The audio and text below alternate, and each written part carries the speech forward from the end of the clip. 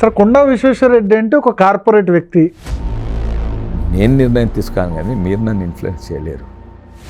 విశ్వేశ్వరరెడ్డిని కలవాలంటే అపాయింట్మెంట్ ఉంటేనే కలుస్తారు. 2 దంతాలు ఉన్నాయి, ఒక తోకుందని చెప్పొద్దు. మీ ఫస్ట్ టర్మ్లో మీరు ఏ వర్క్ చేయగలిగారు? పైసలని కాళేశ్వరంలో కుమ్మరిచ్చిండ్రు, ఏం చేసిండ్రు? మా మిత్రుడు రేవంత్ రెడ్డి మీ మీడియా వాళ్ళ భయానికి నేను కలవదు. కార్పొరేట్ల పార్టీ బీజేపీ అంటున్నారు. నేను ఈ పార్టీకి సూట్ కాను, నాకు ఈ పార్టీ సూట్ కాదు. ఎందుకు? మోడీ వేవ్ రూరల్లో కూడా ఉందా సార్? రామ మందిరం వేగున్నది. ఫోన్ ట్యాపింగ్ గారు ఫోన్ ట్యాపింగ్ 100% చేసిండ్రు, నాకు సుబూతులు కూడా ఉన్నాయి. Revanth Reddy after parliament elections బీజేపీలో జాయిన్ అవుతారు అని 3 కానుకలు మోడీ గారు ఇచ్చింది రేవంత్ రెడ్డి గారు. ఇంత టైం పట్టిందా కవిత అరెస్ట్? లల్లూ ప్రసాద్ అరెస్ట్ చేస్తే 30 ఏళ్ళు పట్టింది. కేవలం కేసీఆర్ ఓడించేందుకే జాయిన్ అయ్యంటారు. అంటే మేము కలిసేమో దొంగతనం కొరకు. ఎట్లా ఉందండి రేవంత్ పాలన? 4 నెలల పాలన ఎట్లా అనిపిస్తుంది? బిగినర్ చాలా మంచిగా ఉండే, ఇప్పుడు కూడా మంచిగా ఉంది. నరేంద్ర మోడీ మోడల్ని ఆయన ఇంప్లిమెంట్ చేస్తున్నారు. పంగనామాలు పెట్టిండ్రు, 3 నామాలు పెట్టిండ్రు. రైతుల సమస్యల విషయంలో ఫెయిల్ అయినారు రేవంత్ రెడ్డి. అప్పుల పాలు చేసి రేవంత్ రెడ్డి గారి చేతిలో చిప్ప పెట్టిపోయారు. సో లోన్ రైట్ ఆఫ్ చేయడం మంచి నిర్ణయం అంటారు. ప్రతి ఒక్కరు అమ్ముడు పోయిండ్రు. కాసాని జ్ఞానేశ్వర్ డమ్మి అని ఇండైరెక్ట్ గా అన్నారు. అసలు వార్తలిస్తాడు. స్వతహా హిందుత్వవాద చెంపదెబ్బ కొడుతూ. కాంగ్రెస్ లో ఎందుకు జాయిన్ అయ్యారు 2018లో? నా విధానం ఒకటే, నా డైరెక్షన్ ఒకటే. ఎలక్షన్ ముందు శ్రీరాము అయోధ్య తీసుకొని తుర్కోళ్లను నెత్తిలో పెట్టుకొని తిరుగుతారు. కేంద్రంలో బీజేపీ ప్రభుత్వం ఏర్పడితే రేవంత్ రెడ్డి ప్రభుత్వం అయితే 5 ఏళ్ళు కొనసాగడం కష్టం. ఈ ప్రభుత్వము కూలిపోయే అవకాశాలు చాలా లేదు.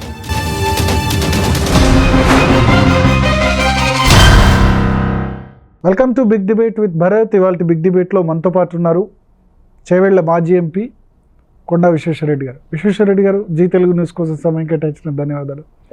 సో 3rd టైం ఎంపీగా కంటెస్ట్ చేస్తున్నారు. ఎట్లా ఉందంటే మీరు ఫస్ట్ టైం ఎంపీగా కంటెస్ట్ చేసినప్పుడు పరిస్థితి ఎట్లా ఉంది? 10 ఏళ్ల తర్వాత సిచ్యువేషన్ ఎట్లా ఉంది?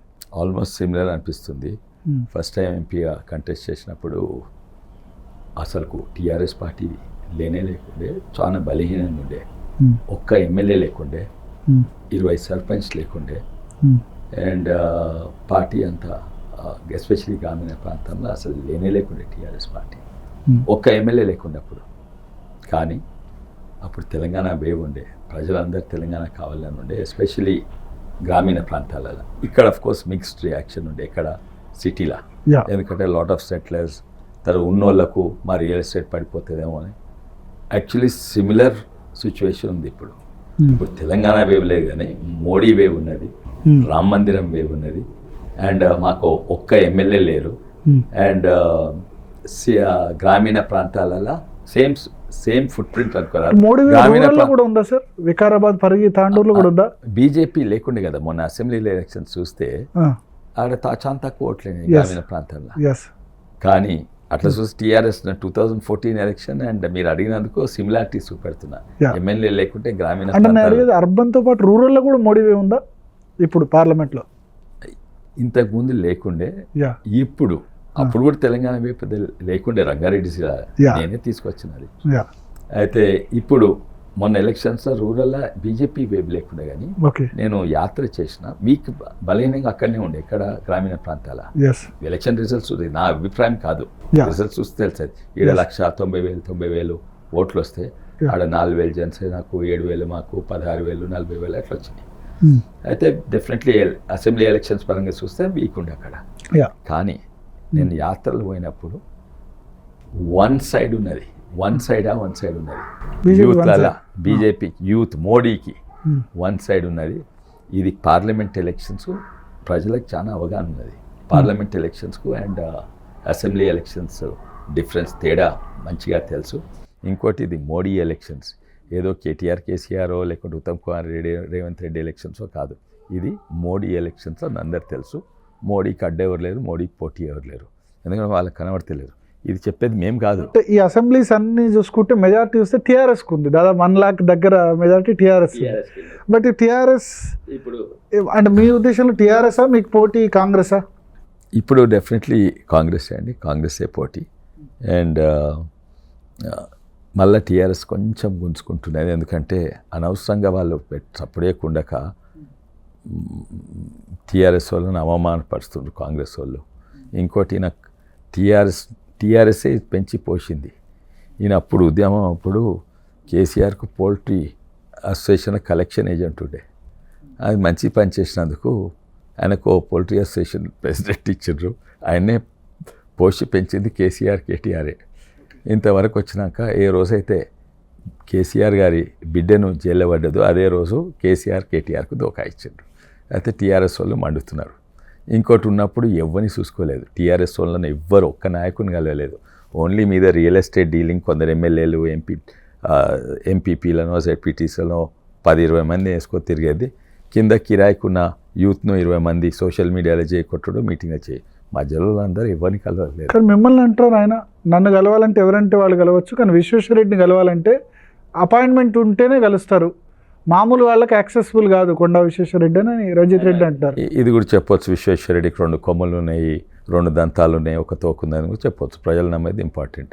నేను ఎంత యాక్సెసిబుల్, నేను ప్రతి ఊరు తిరిగినా ఒక్కసారి కాదు 3-4 సార్లు ప్రతి సర్పంచ్ ఇంటి కడప దాగి నీళ్లు తాగిన వాళ్ళ ఇంట్లో.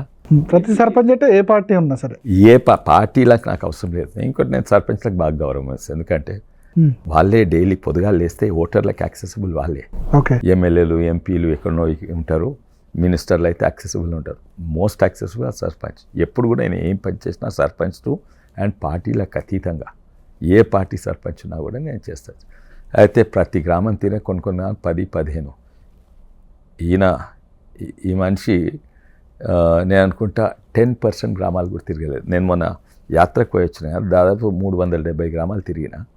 అందులో 10 గ్రామాలే ఆయన అడుగు పెట్టిండు, వేరే గ్రామాలు అడుగు కూడా పెట్టలేదు. అది పెద్ద గ్రామాలు, కనకల్, వెంకటరెడ్డిపల్లె, లేకుంటే చిట్టిగిద్ద, గంగాడ, ఎన్నెన్నో ఉన్నాయి. అదే ఇన్స్పటు సిటీలో ఆయన పోల్ట్రీ ఫామ్లకు తిరుగుతందుకు పోతారు.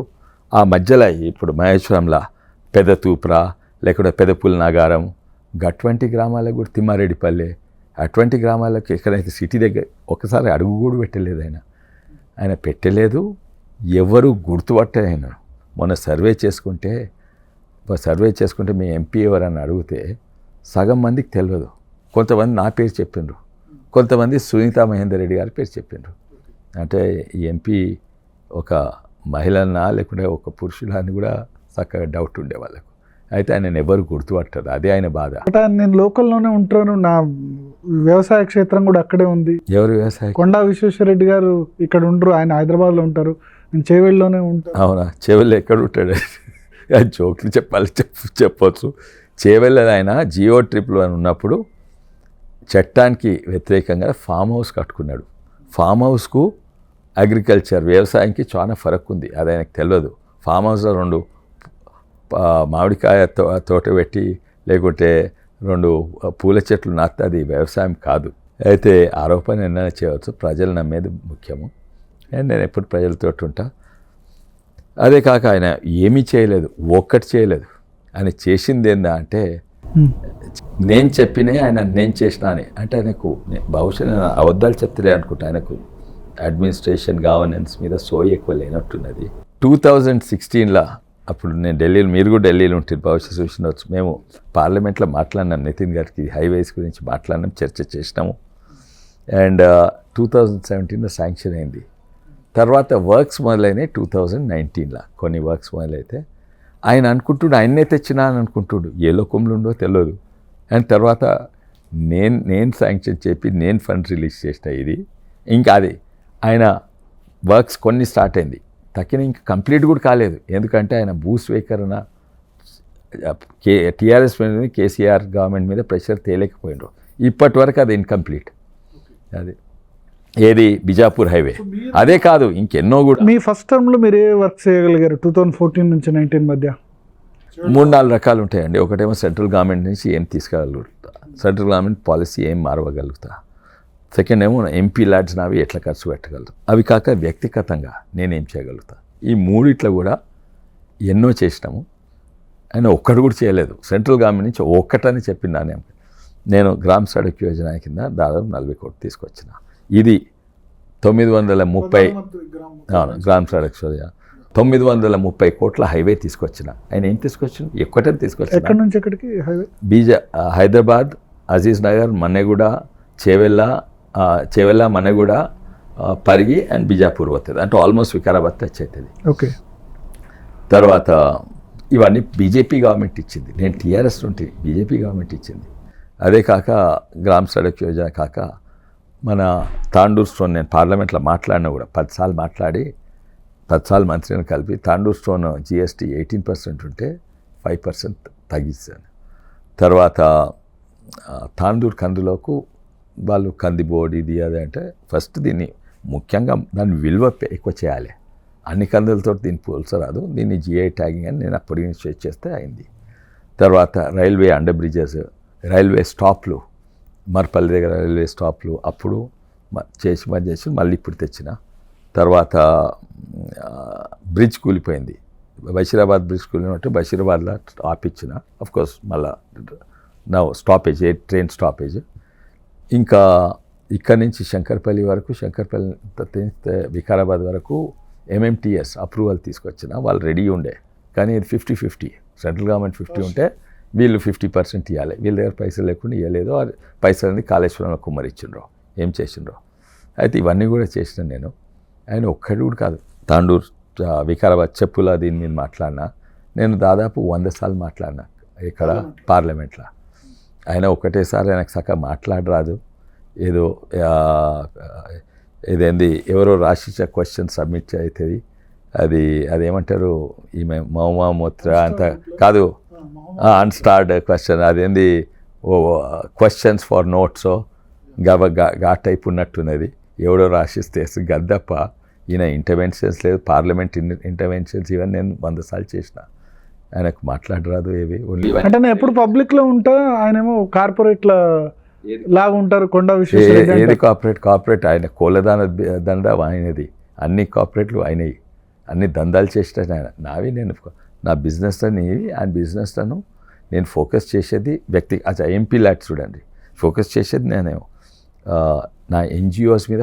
ఎన్జిఓస్ అంటే కార్పొరేట్స్ కాదు. నేను 210 బాత్రూమ్లు ఎంపీ ఉన్నా లేకున్నా డైలీ పోయి కడిగిస్తా. అండ్ అప్పుడప్పుడు నేను కూడా పోతాను. ఎవరు యాక్సెస్ఫుల్ అండి? 210 గ్రామాలు. తర్వాత నాకు ఆఫీసర్స్ ఉన్నాయి.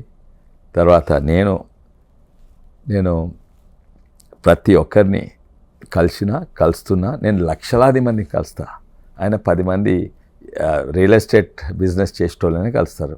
వాళ్ళని చక్కగా గంతే. ఆయన ఎవరిని కలవడు, ఎవరైనా గుర్తుపట్టరు. నేను లక్షలాది మందిని కలుస్తాను. ఈ యాత్రలనే దాదాపు 10,000 మంది జాయిన్ అయినరు.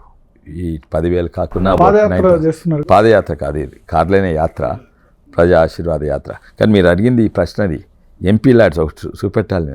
నేను ఎంపీ ల్యాడ్స్ దాదాపు 400 గ్రామాలలో చేసిన. ఇది ఓన్లీ వికారాబాద్ డిస్ట్రిక్ట్. వికారాబాద్ అంటే ఎంపీ ల్యాడ్స్లో మీరు ఖర్చు పెట్టింది? నేను ఎంపీ ల్యాడ్స్ ఖర్చు పెట్టింది. నేను శాంక్షన్ చేసిన పైసలు కూడా ఖర్చు పెట్టలేదు. సాధారణంగా ఒక కొత్త ఎంపీ అయితే నేను శాంక్షన్ చేసింది 11 కోట్లు. ఏమో ఓన్లీ వికారాబాద్ జిల్లాకు. అందులో 7.3 కోట్లు ఖర్చు పెట్టిన వర్క్స్ అయిపోయినాయి. టోటలీ 194 వర్క్స్ చేసినాం మేము. ఆయన చేసింది ఏంది 2.5 కోట్లో 2,20,00,000 గంతే ఖర్చు పెట్టిండు ఆయన. నేను శాంక్షన్ చేసినా కూడా ఖర్చు పెట్టగలగలేదు. మానిటర్ నేను యూత్ క్లబ్ చేసిన అండి. యూత్ క్లబ్ అంటే 194 కోట్లు మీరు ఖర్చు పెడితే 49 అక్కడ టోటల్. ఆయన 200 కోట్లు ఖర్చు పెడితే నేను 730 కోట్లు ఖర్చు పెట్టిన. 220 కోట్లు ఖర్చు పెడితే కరోనా వచ్చింది. కరోనా వచ్చినప్పుడు ఏమైందండి? ఎక్కడ దాక్కున్నాడు? ఎక్కడ దాక్కుండా నేను ఫస్ట్ ప్రజలకు పోయి ఇవన్నీ అవగాహన. ఇదేంది స్టార్టింగ్ విత్ చిన్నవి ఏంది అప్పుడు ప్రధానమంత్రి చెప్తుండే మాస్క్ తర్వాత ఫస్ట్ మీరు షేక్ హ్యాండ్ ఇవ్వండి, ఫిజికల్ డిస్ట్రిబ్యూషన్ అవగాహన ప్రోగ్రామ్స్ ఎన్నో పెట్టినా మీరు ఆదాబర్సే అనండి, నమస్తే అనండి, ఇవి చేయండి. దాని తర్వాత శానిటైజర్స్ డిస్ట్రిబ్యూట్ చేసిన. నేను డిస్ట్రిబ్యూట్ చేయను కానీ చాలా పిరం ఉండే శానిటైజర్ ఇంట్లో ఎట్లా తయారు చేసి చూపెట్టిన. అంటే పబ్లిక్కి సోషల్ మీడియా ద్వారా అవగాహన ఇచ్చారు. సోషల్ మీడియా కాదు, నేను ఊర్లోకి పోయినా తర్వాత నా బాత్రూమ్ క్లీన్ ట్రక్స్ 7 ఉండే, వాటిని శానిటైజేషన్ ట్రక్ చేసిన, అవి శానిటైజేషన్ స్ప్రే చేసి ఊరు తిరిగినాయి అండ్ నేను నా యూత్ క్లబ్స్ను కరోనా ఐసోలేషన్ సెంటర్గా మార్చిన. అంటే కొంతమంది కరోనా వస్తుంది కానీ సిమ్టమ్స్ ఉండేవి, వాళ్ళు హాస్పిటల్ ఉండలేరు, ఇంట్లో ఉండలేరు. ఇంట్లో ఉంటే ఎవరికి అంటువ్యాధి ఎవరికైనా అంటిస్తారు. అయితే ఐసోలేషన్ ఉండాలి. నా యూత్ క్లబ్లో ఐసోలేషన్. తర్వాత ఆక్సిజన్ షార్టేజ్ అయింది. తర్వాత మాస్క్లు అండ్ తిండి కూడా వంచింది నేను ఎన్నో జాగాల. నేను ఇక్కడ ఉండి వంచలేదు, అక్కడ పోయి వంచిన. తర్వాత మాస్క్లు మేము తయారు చేయించాం, మేము పంపించాం. PPE kits, doctor nurse corona వస్తుంటే అప్పుడు నా మీద ఫోన్ ట్యాపింగ్ చేసి నా ఇంట కూడా పడ్డారు. ఉస్మానియా హాస్పిటల్ పోతుంటే ఉస్మానియా హాస్పిటల్కు నేను ఇవ్వనిపిస్తున్నాను. ఏంటంటే ఫోన్ ట్యాపింగ్ గారు కేసీఆర్ గవర్నమెంట్ ఎందుకు మీ మీద ఎందుకు చేశారు? అప్పుడు నా మీద చేసేది, వాళ్ళ మీద చేసేది చాలా ఉన్నాయి, అది వేరే కథ కదా. తర్వాత అయితే దాని తర్వాత ఆక్సిజన్ షార్టేజ్ ఉండే, నేను మాస్క్లు ఇవి వంచిన. తర్వాత మన ఆస్ట్రోనాట్ తోడుకున్నట్టు ఉంటుంది అనమాట, ఎందుకంటే కరోనా చాలా సన్నగా ఉంటుంది. దాంట్లో పీపీఈ కిట్సే కాక ఇది ఉత్తమాస్ పనిచేయాయి. ఉత్తమాస్ నుంచి కరోనా లోపట్టు వస్తుంది. అంటే స్పెషల్ రెస్పిరేటర్స్ అంటారు, పిఏపిఆర్ అని, అవి తయారు చేసి డాక్టర్లకు ఇచ్చిన. అవి దాంట్లో కొత్తది కనిపెట్టిన. అదే కాక ఆక్సిజన్ ఉన్నప్పుడు నేను అందరికంటే నేను 37 ఆక్సిజన్ కాన్సన్ట్రేటర్ మిషన్లు తయారు చేసి ఇంటికి కాదు, నా ఐసోలేషన్ సెంటర్లో వికారాబాద్లో ఈ హాస్పిటల్ ఉండే, మహావీర్ హాస్పిటల్. అక్కడ మాకు తెలిసిన డాక్టర్ని, అక్కడ గోల్డ్ మెడలిస్ట్ డాక్టర్ అక్కడ ఫ్రీగా ట్రీట్మెంట్ చేయమని వాళ్ళకి ఇచ్చిన. నేను ఐకోవెంట్ అనే వెంటిలేటర్ తయారు చేసి పేటెంట్ చేసిన. ఇదన్నీ అవుతుంటే ఇండియాలోనే కాదు, ప్రపంచవ్యాప్తంగా వెంటిలేటర్స్ లేకుండే, షార్టేజ్, అమెరికాలో కూడా షార్టేజ్ ఉండే. అంటే కోవిడ్ స్పెసిఫిక్ వెంటిలేటర్ తయారు చేయాలి. ఒక కమిటీ ఉండే, పీయూష్ గోయల్ గారు హెడ్ చేస్తుండే, దాంట్లో నీతి ఆయోగ్ నుంచి ఉండే. వీళ్ళందరినీ నేను ఆక్సిజన్ కోవిడ్ స్పెసిఫిక్ వెంటిలేటర్ ఇచ్చేసిన. దాని తర్వాత నేను కనిపెట్టి పేటెంట్ కూడా అప్లై చేసిన. మా ఫ్రెండ్ కోమటిరెడ్డి వెంకటరెడ్డి, ఇదేందన్నా మీరు గట్ట చేస్తుండ్రు, దాని మీద రాజకీయాలకు పక్కకు పెట్టాలని, అండ్ దేశమంతా ఒక్కటి ఉండేది, పెద్ద నాయకులు. అప్పుడు నేను టీఆర్ఎస్ లేకుంటుని, అయినా కూడా కేసీఆర్ గారు సీఎం ఉండే. నా ఈ ట్రక్స్ ఉండేది, ఆక్సిజన్ కాన్సన్ట్రేటర్ డెవలప్ చేసి ఇవన్నీ. అప్పుడు మోడీ గారి ఫోటో, సోనియా గాంధీ గారి ఫోటో అండ్ కేసీఆర్ గారి ఫోటో పెట్టి ట్రక్ తిప్పిన. బికాజ్ ఈ సమయంలో రాజకీయాలు ఉండొద్దని. అన్నిట్లో biggest and newest tourism centre అంటే నేను వ్యక్తిగతంగా ఒక్కడిని నేను తయారు చేసిన. కోట్పల్లి, వందలాది మందికి ఆడ ఉపాధి కలుగుతుంది, వేలాది మంది చుట్టుపక్కల వాళ్ళకు ఇండైరెక్ట్ ఉపాధి కలుగుతుంది. అండ్ దాన్ని మూస్తందుకు ఈయన ఇంకా వేరే 3 సార్లు ప్రయత్నం చేసిండు. ఎందుకంటే నాకు మంచి పేరు వస్తుంది కదా, ఆడెప్పుడు లీడ్ వస్తుంది. ఈ 200 గ్రామాలు కూడా నాకు ఇప్పుడు లీడ్ వస్తుంది, ఎందుకంటే మంచి పని చేస్తాను. పెదమంగళారం గ్రామంలో నేను పైప్డ్ బయోగ్యాస్ ఇంటికి వస్తుంది. అంటే ఎల్పిజి అవసరమే కాదు, గివ్ ఇట్ అప్ మోడీ అంటే LPG subsidy give it up. నేను ఎల్పిజిలోనే గివ్ ఇట్ అప్. నా ఎన్నో ఉన్నాయి, టమాటా రైతులకు ఈ రైతు ఎన్నో చేసిన, ఎన్నో చాలా సక్సెస్ఫుల్ అయినాయి, ఇంకెన్నో సక్సెస్ఫుల్ కాలేదు. కానీ ప్రయత్నం మాత్రం ఆగదు, ఇవే కొనసాగుతూ ఉన్నాయి. ఎంపీ ఉన్నా లేకున్నా ఇప్పటి వరకు కొన్ని సక్సెస్ఫుల్ కాలేదు. కొన్ని లోకల్ క్రాప్స్ ఉండే మర్చిపోయినాం, మనం మళ్ళీ రీఇంట్రడ్యూస్ చేయాలి. మిల్లెట్స్, అది మెట్ట పంటలు. సో కంటిన్యూస్గా మేము చేస్తూనే ఉంటామని. ఒకటి కాన్స్టిట్యున్సీ పరంగా చూసుకుంటే 111 జీవో అన్నది ప్రధాన ఇష్యూ. 111 జీవోని టీఆర్ఎస్ గవర్నమెంట్ ఎత్తేసింది. అది ఇంప్లిమెంట్ అయిందా? దాని విషయంలో మీ స్టాండ్ ఏంటి? భారతీయ జనతా పార్టీ స్టాండ్ ఏంటి? మీ స్టాండ్ ఏంటి? ఓకే, 111 జీవో అనేది ఎప్పటి సందో ఉండే. కేసీఆర్ కూడా అనేది మనకు పంగనామాలు పెట్టిండ్రు అని 3 నామాలు పెట్టిండ్రు, ఆంధ్రోళ్ళు ఇది అది చెప్పేది. ఆయన ఉన్నప్పుడే, టీడీపీలో ఉన్నప్పుడే అయింది. అప్పుడు ఎందుకు మొత్తుకోలేదు, ఇప్పుడు ఎందుకు మొత్తుకున్నాడు? అప్పుడు టీడీపీ గవర్నమెంట్ ఉండే, ఇప్పుడు ఆంధ్రోళ్ళు మనకు పంగనామా పెట్టిండు ఇది అది అన్నారు అని నేను కూడా 2014 ఎలక్షన్ ముంగట కేసీఆర్నే ప్రజల ముందే ప్రామిస్ చేయించాను, మేము రాగానే తీస్తామని. ఆయన నోట్తో అనిపించిన. నేను ఫస్ట్ పని తను ఇది ఎంపీగా గెలవంగానే ఆ రోజులలో, అప్పుడు మీకు యాదికి ఉండొచ్చు, ఆయన యాక్చువల్లీ ఆఫీస్కి పోయేది, సెక్రటరీ స్టార్టింగ్ 1 year పోయినారు. నేను పోయి అడిగిన, అయితే చూద్దామన్నట్టు సెకండ్ టైం పోయి అడిగిన, లెటర్ ఇచ్చిన. ఆయనకు లెటర్ ఇస్తే ఇష్టం ఉండదు, ఎందుకంటే లెటర్ అయితే అఫీషియల్ రికార్డు ఉంటుంది. సెకండ్ టైం లెటర్ ఇచ్చినప్పుడు అరవింద్ కుమార్ వీళ్ళందరూ ఉండే, ఇది వద్దు, ఇప్పుడే తీయొద్దు, తర్వాత తీయాలి, ఇటు ఓపెన్ పండోరా బాక్స్, ఇప్పుడే చేస్తే పెద్ద గందరగోళం అయితే ఏదో. కేసీఆర్కి చెప్తే ఒకసారి చెప్పి ఊకోవాలి, 2 సార్లు ఉత్తరం రాసి 3 సార్లు లెటర్ రాసిన. థర్డ్ టైం ఏమన్నారు? థర్డ్ టైం ఇచ్చినప్పుడు థర్డ్ టైం నేను లెటర్ ఇచ్చిన, చూద్దాం చేద్దామని అన్నాడు. 111 GO69 అది ఇంకా అధ్వానమైంది. అదేంటంటే గైడ్ లైన్స్ వచ్చే వరకు ఏమీ చేయరాదు. కనీసం GO111 ఉంటే అందులో గైడ్ లైన్స్ ఉంటే ఇది చేయవచ్చు ఇది చేయరాదని ఉండేది. ఇదేమో గైడ్ లైన్స్ వచ్చే వరకు ఏం రాదు. ఈ మహాశయుడు అనుకున్నాడు, అరే GO111 తీసినాము అని అక్కడ ఫామ్ హౌస్ కట్టుకున్నాడు. అయితే నేను ఫామ్ హౌస్ కట్టుకుంటే అందరు కూడా GO111 తీసినారు. ఆయనకు సోయి లేదు, అవగాహన లేదు. అయితే మీరు చూడండి, గూగుల్ ఎర్త్ చూడండి, ఆయన ఫామ్ హౌస్ ఇల్లీగల్ కట్టుకున్న ఫామ్ హౌస్, ఆ డేట్ స్టాంప్ ఉంటుంది. అయితే ఆయనకు GO111 అంటే ఆయన ఫామ్ హౌస్ కట్టుకుంటే అందరికీ స్టేటస్ అంటే మీరు ఇప్పుడు GO6 చేతిలో ఉంది, అయితే కాంగ్రెస్ గవర్నమెంట్ ఉంది, అయితే మీ కేంద్ర ప్రభుత్వం చేతిలో ఎన్విరాన్మెంట్ మినిస్ట్రీకి సంబంధించి కూడా కొంత దీనికి సంబంధించి ఉంటుంది. ఇప్పుడు మీరు ఎంపీగా ఎలక్ట్ అయితే ఏం చేస్తారు? నేను పెద్ద డాక్యుమెంట్ తయారు చేసినాను. ఫస్ట్ ఆఫ్ ఆల్ ఇది స్టేట్ గవర్నమెంట్, ఈ GO60 అయినా GO111 అయినా స్టేట్ గవర్నమెంట్ చట్టాలు. సెంట్రల్ గవర్నమెంట్ ఇవి అవసరం లేని చట్టాలు. ఎందుకంటే సెంటర్ వాటర్ యాక్ట్ అని ఉన్నది, అవి లేక్స్ సెంటర్ ప్రొటెక్ట్ చేయాలి. దేశవ్యాప్తంగా లేక్స్ అని ప్రొటెక్ట్ చేస్తున్నది, అదే సరిపోతుంది. కానీ వీళ్ళు ఈ GO111 దీనికి ఎన్నో కారణాల్లో పెట్టింది తీసేయలేదు, తీసేసి ఇంకా అధ్వానమైంది పెట్టిండ్రు. అయితే నా స్టాండ్ ఇప్పుడే కాదు, GO69 రాకముందే నా స్టాండ్ నేను CESS and centre for economic and social స్టడీస్లో పెద్ద కాన్ఫరెన్స్ పెట్టినాను. సో మీ ఉద్దేశం అయితే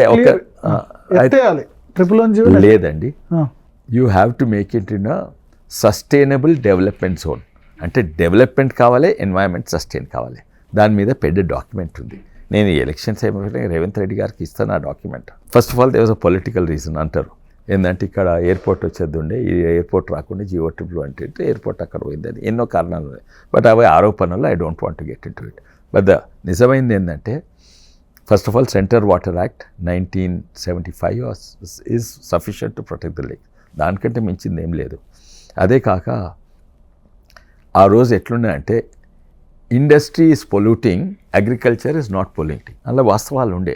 వెనకట ఇండస్ట్రీలు పెడితే పొగ వస్తుంది, పొల్యూషన్ వస్తుంది, పొల్యూట్ అవుతుంది. అండ్ అగ్రికల్చర్ చేస్తే పొల్యూషన్ లేదు. కానీ ఇప్పుడు అది ఉల్టా అయింది. ఎందుకంటే ఐటీ ఇండస్ట్రీ ఏమైనా పొల్యూషన్ ఉంటుందా? ఒక్కటి ఉండదు. In fact polluted water, untreated water ఉంటే వాళ్ళు STPలు పెట్టి ఫుల్ ప్యూర్ ట్రీటెడ్ వాటర్ బయటకు వస్తుంది. So industries, many of these modern new age industries do not pollute, and modern agriculture pollutes very very badly. నేను టమాటాలు పెట్టిన, వైరస్ వచ్చింది. ప్రతి ఉన్నాయి లేని పెస్టిసైడ్స్ రాజధాని నుంచి పెట్టిన. ఒక్కొక్క పెస్టిసైడ్స్ ఇంగ్రీడియంట్స్ చూస్తే గీ క్యాన్సర్ వస్తుంది, గీ క్యాన్సర్ వస్తుంది, గీ క్యాన్సర్ వస్తుంది. The most polluting industry now, or not industry కాదే, most polluting is vegetable agriculture in the banks of Gandipet and Hussain Sagar. That is more polluting than this. Centre for DNA పెట్టిండ్రు దాని పక్కకు. సెంటర్ ఫర్ DNA అంటే DNAలో తీసుకొని microscope అంటే ఇంత సుక్కల 1000th time 1 millionth time chemical want చేస్తారు. బట్ కెమికల్ ఇస్ కెమికల్ అని దాన్ని బ్యాన్ చేసిండ్రు. Centre for DNA fingerprinting is close, centre government. దాన్ని బ్యాన్ చేసినప్పుడు how can you this thing tomato? అయితే you have to promote organic or you have to make it sustainable development zone అని. అంటే ఇప్పుడు Apple పెట్టింది అనుకో, Apple computers పెద్ద 500 acres ఇచ్చింది అనుకో, ఒక్క పొల్యూషన్ బయటికి వెళ్ళదు. ఓకే. సో ఇప్పుడు మీరు అన్నారు నా మిత్రుడు రేవంత్ రెడ్డికి ఇస్తానని చెప్పి. సో రేవంత్ రెడ్డి సంబంధించి మీకైతే మంచి ఫ్రెండే. ఆయన ముఖ్యమంత్రిగా ఉన్నారు కాంగ్రెస్ పార్టీ. కానీ ఆయన పార్టీకి పనిచేస్తా, నేను నా పార్టీకి పనిచేస్తా. మిత్రుడు అంటే పర్సనల్ వ్యక్తులు ఉండవచ్చు, కానీ రాజకీయంగా పోటాపోటీ. ఎందుకంటే మీరు రేవంత్ రెడ్డి అప్పుడు మీరు బీజేపీలోకి వెళ్ళేందుకు కూడా క్లియర్గా అపోజ్ చేశారు. మీరు ఉండండి, కాంగ్రెస్ పార్టీలోనే ఉండండి అని కూడా. రేవంత్ రెడ్డి అపోజ్ చేయలేదు, నేను ఉంటే మంచిగా. రేవంత్ రెడ్డి బయటకు వచ్చినప్పుడు ఆయన వద్దని లేదు. ఆయన కాంగ్రెస్ బయటకు వచ్చి ఆల్మోస్ట్ దాదాపు 2 years ఇండిపెండెంట్ ఉంటుంది ఉన్నారు. నేను PCC అయినందుకు నాకు చాలా. ఆయన PCC అయిన తర్వాత మిమ్మల్ని రమ్మని అడిగారా? ఆయన అడగలేదు, చాలా మంది అడిగారు. ఎందుకంటే ఆయనకు తెలుసు విషయాన్ని అనుకుంటే ఆయనే వస్తాడు, బయట ఒత్తిడి పెడితే రాదని. Revanth knows me very well. ఆయన వ్యక్తిగతంగా నన్ను రమ్మని అడగలేదు. మీ మీద అయితే డైరెక్ట్గా ఎప్పుడు ప్రసాద్ అడిగిండు, తర్వాత రామ్మోహన్ రెడ్డి గారు అడిగిండు, చాలా మంది మన రామరెడ్డి గారు, మన మల్రెడ్డి రంగారెడ్డి గారు, వీళ్ళందరూ కూడా అడిగిండ్రు. బట్ రేవంత్ నన్ను అడగలేదు. మీ మీద అయితే ఎప్పుడు పర్సనల్గా క్రిటిసిజం చేయలేదు రేవంత్ రెడ్డి? నేను కూడా పర్సనల్గా ఏం చేయను. ఎందుకు అవసరం? ఎందుకు ఎవరి మీద ఎందుకు పర్సనల్ క్రిటిసిజం చేయాలి? వేరే ఏ పార్టీలో ఉన్నా మిత్రత్వం అయితే కంటిన్యూ అవుతుంది మీకు రేవంత్ రెడ్డికి. న్యాచురలీ అండి. అంటే ఇంకా కలవలేదు వెనుక మేము కలుస్తాం అనుకోరు, ఇంకా మీరు దాన్ని ఓ పెద్దది ఇచ్చేస్తారు మీ మీడియా వాళ్ళే. మీ మీడియా వాళ్ళ భయానికి నేను కలవను, ఎలక్షన్స్ అయిపోయిన తప్ప కలుస్తా. అసెంబ్లీ ఎలక్షన్స్ తర్వాత ఆ సందర్భంలో కూడా కలవలేదు. అసెంబ్లీ లేదు. ఎట్లా ఉందండి రేవంత్ పాలన, 4 నెలల పాలన ఎట్లా అనిపిస్తుంది? బిగినర్ చాలా మంచిగా ఉండే, ఇప్పుడు కూడా మంచిగా ఉంది. వ్యక్తిగతంగా ఎందుకు మాట్లాడాలి కానీ ఫస్ట్లీ ఆ బూతులు, ఆ చీప్ లాంగ్వేజ్ పోయింది. మళ్ళీ తెలంగాణ ప్రజలు అసెంబ్లీ ప్రొసీడింగ్స్ చూడబుద్ధి అవుతున్నది. ఇంకోటి ఎగ్జాక్ట్లీ ఆపోజిట్, పాత ప్రభుత్వం సంబంధాలు మంచిగా పెట్టుకున్నారు, గౌరవం ఇచ్చిండ్రు. అండ్ కేంద్ర ప్రభుత్వం కూడా ఈయన గౌరవం ఇచ్చింది. అండ్ ఎంతవరకు అంటే అది ఉంటే చాలా లాభమైంది. రేవంత్ రెడ్డి గారు పెద్దన్న అని బయట చెప్పుకుంటూ లోపల పోయి ఆయన గౌరవం ఇచ్చిండ్రు. అండ్ ఆయన ముంగడు కూడా బడీ బాయ్ అని కూడా చెప్పిండ్రు. అయితే మోడీ కూడా మంచి స్పందన ఇచ్చిండ్రు. ఇద్దరు మంచి పెట్టుకుండ్రు. ఎందుకంటే రాష్ట్రంలో పాతైన ధనిక రాష్ట్రంను అప్పుల పాలు చేసి రేవంత్ రెడ్డి గారి చేతిలో చిప్పబెట్టిపోయినరు. చిప్పబెట్టుడే కాదుక ఆ పాతోళ్ళు 5 గ్యారెంటీలు 7 గ్యారెంటీలు ఇచ్చిండ్రు. ఈ చిప్పతోటి ఏం గ్యారెంటీలు చేస్తే ఏం లేదు. అయితే ఎవరు ఒకటే దిక్కు రేవంత్ రెడ్డి గారికి, అక్కడ పోతే ఏం చేయలేరు. అయితే మోడీ గారు తెలుసుకున్నారు, ఈయన పాతైన అప్పులు పాలు చేసుడే కాక అన్ని హద్దులు దాటి అప్పులు తీసుకున్నారు. FRBM హద్దులు దాటి తీసుకున్నారు, దాపెట్టి కూడా తీసుకున్నారు, అన్నీ తెలుసు. అయినా కూడా 9,000 కోట్లు అప్రూవల్ ఇచ్చిండు. అయితే అది చాలా పెద్ద కానుక రేవంత్ రెడ్డి గారికి, తెలంగాణ రాష్ట్రానికి ఇచ్చిండు. ఎందుకు? కానీ ఇది ఒక నేషనల్ పార్టీ, అన్నీ రేవంత్ రెడ్డి గారి చేతులున్నాయి. అసాధ్యమైన పథకాలు అనౌన్స్మెంట్ అయినాయి. అది రేవంత్ రెడ్డి గారికి, అంటే 6 గ్యారెంటీలు ఇంప్లిమెంట్ చేయడం అది రేవంత్ రెడ్డి గారు కాదు కదా, అది కాంగ్రెస్ అది కూడా చెప్తా, వాళ్ళ మేనిఫెస్టో, వాళ్ళ 5 గ్యారెంటీలు 6 గ్యారెంటీలు. సో 4 నెలల పాలన బాగానే ఉంది కానీ అసాధ్యమైన పథకాలు కదా. మీరు అడిగింది రేవంత్ రెడ్డి, కాంగ్రెస్ ప్రభుత్వం కాంగ్రెస్ మీద అడిగింది.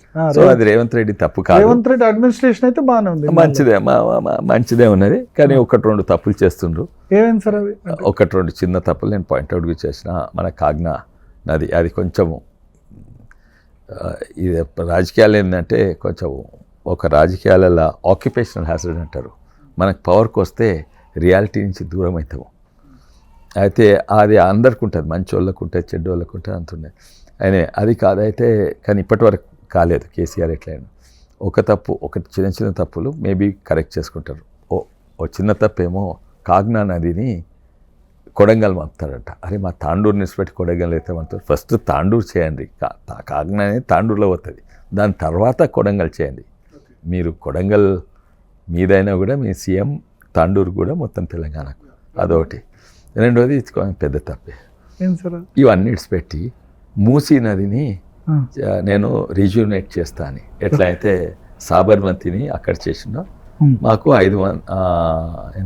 50,000 కోట్లు కావాలి. 50,000 కోట్లు ఎగ్జాక్ట్లీ సగం కాళేశ్వరం. మంచిదే, మంచి ప్రాజెక్ట్. కానీ బేసిక్ నెసెసిటీస్ మొదలు చూడండి.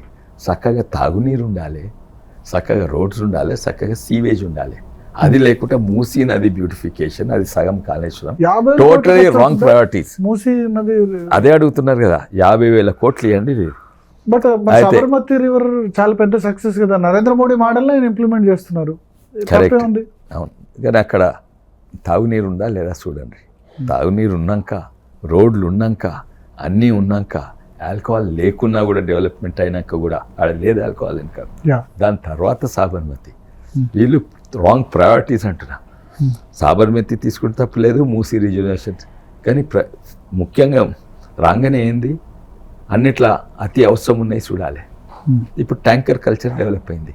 ట్యాంకర్ల ధరలు ఎంతైనాయి, ట్యాంకర్లు కూడా బ్లాక్ అమ్ముతున్నారు ట్యాంకర్. సో ఫెయిల్ అయిందంటే ఇప్పుడు టీఆర్ఎస్ అంటుంది కరువు లేకపోతే రైతుల సమస్యల విషయంలో ఫెయిల్ అయినారు రేవంత్ రెడ్డి, పంటలు ఎండిపోతున్నాయి అంటున్నారు. ఫెయిల్ అవుతున్నారు, ఇంకా ఫుల్ కాలేదు, అవుతున్నారు ఫెయిలింగ్. ఇంకా పంటలు నిజంగానే ఎండిపోతున్నాయి.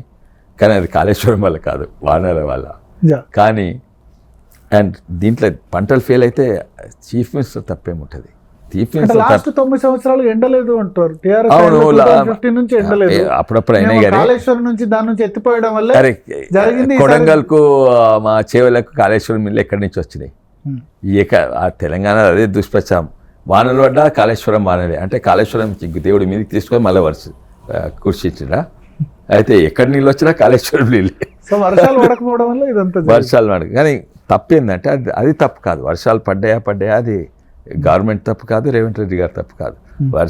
వర్షాలు పడకుంటే పంట నష్టం అయితే దాని కొరకు సరిపోను పంట నష్ట పరిహారం ఉండాలి. అది చేయలేదు. అదేంది ఫసల్ బీమా యోజన ఉన్నది, అది సెంట్రల్ గవర్నమెంట్ స్కీమ్, అది అమలు అయితే లేదు. సరే అమలు కాకుంటే నువ్వన్నా చెయ్యి. అది కూడా లేకుంటే స్టేట్ డిజాస్టర్ ఫండ్ నుంచి తీసుకోండి.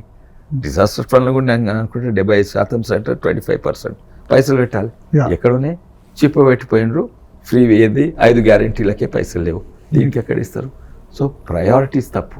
అండ్ అది కూడా దాన్ని కూడా నేను రేవంత్ రెడ్డో తెలంగాణ కాంగ్రెస్ ప్రభుత్వం తప్పు పట్టాను.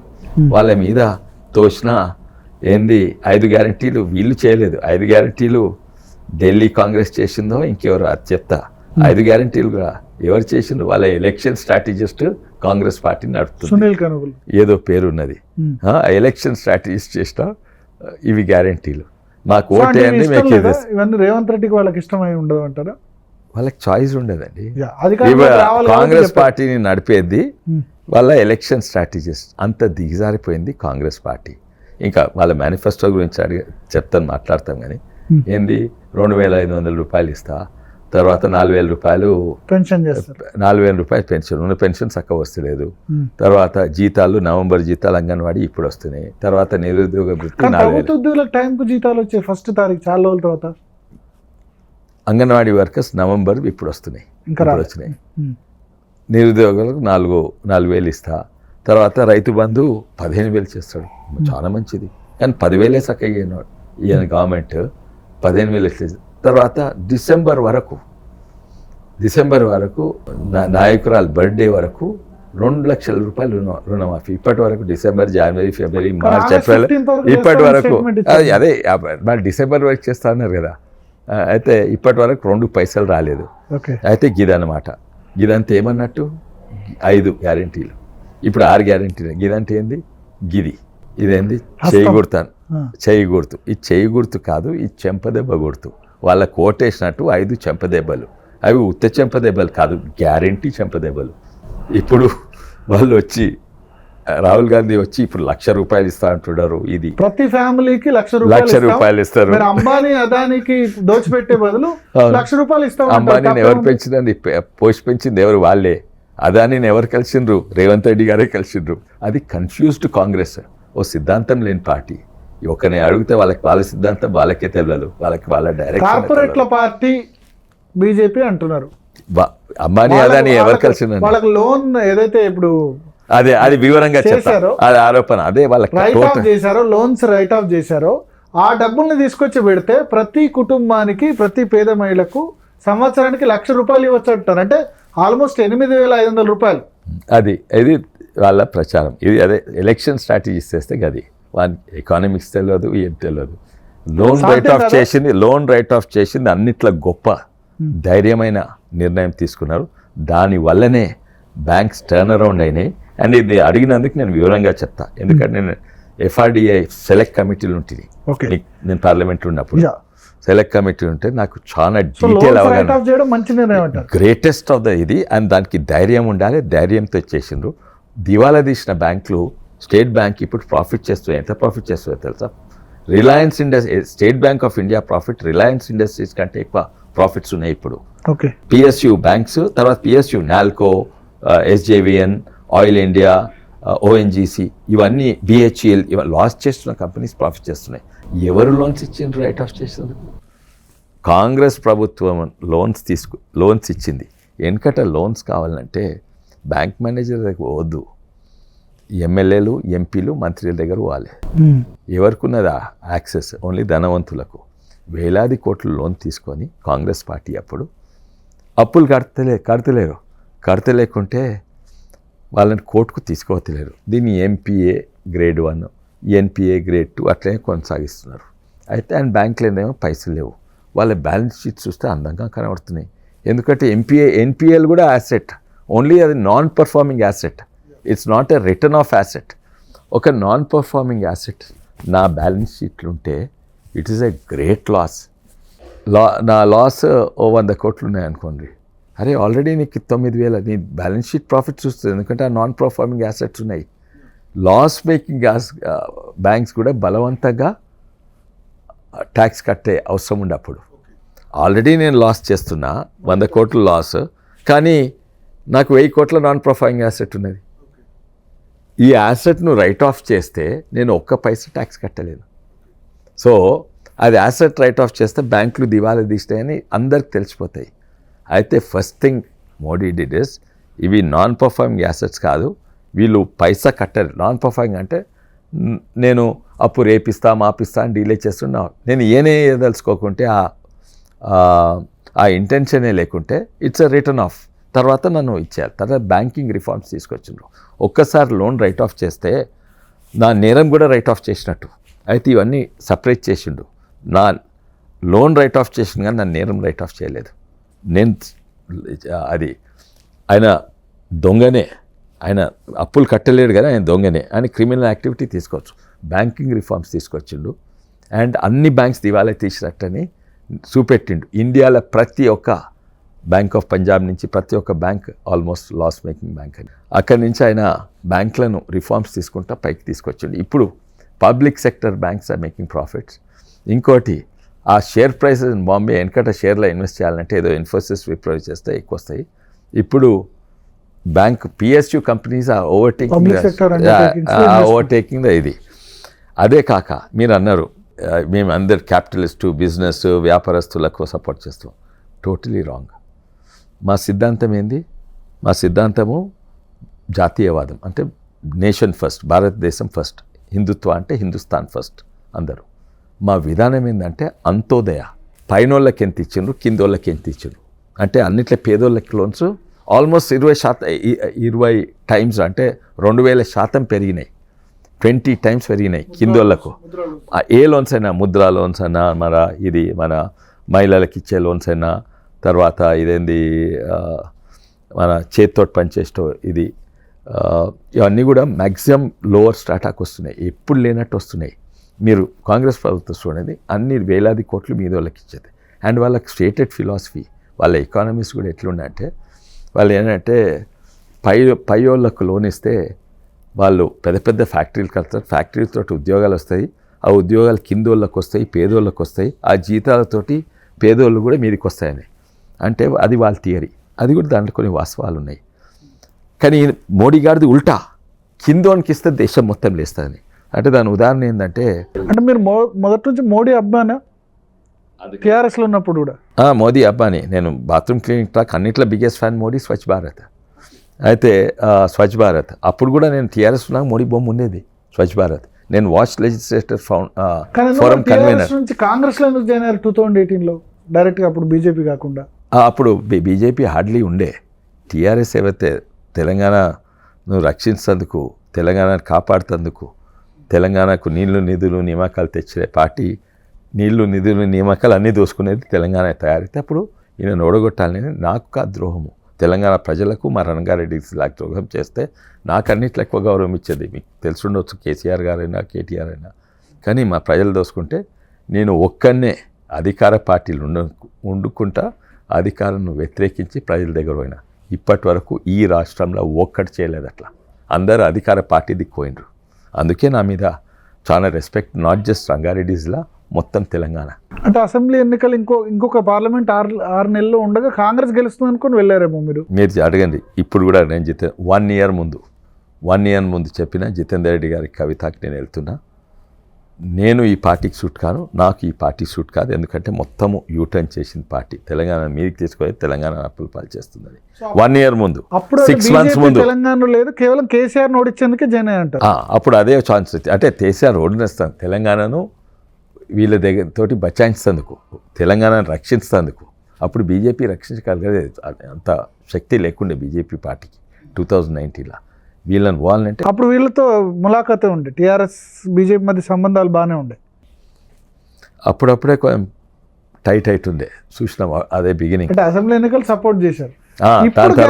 ఇప్పుడు గ్యారంటీ ఏంటి sir? TRS BJP hand in glove కాదని టిఆర్ఎస్ బీజేపీ రెండు హ్యాండ్ ఇన్ గ్లవ్ అని అంటున్నారు. టిఆర్ఎస్ రేవంత్ రెడ్డి కాంగ్రెస్ కూడా హ్యాండ్ అదే ఇన్ చేశారు. రేవంత్ రెడ్డి అన్నారు ఇన్ఫాక్ట్ అదే ఇది డమ్మీ క్యాండిడేట్స్ ఓ నిలబెట్టారు, పార్టీని 5 చోట్ల డమ్మీ క్యాండిడేట్స్ నిలబెట్టారు, దానిలో వాళ్ళు చేవెళ్ళ డమ్మీ కూడా క్యాండిడేట్స్ డమ్మీ క్యాండిడేట్ అంటారు. వాళ్ళు డమ్మీ క్యాండిడేట్స్ నిలబెట్టారు, వాళ్ళు డమ్మీ క్యాండిడేట్స్ నిలబెట్టింది.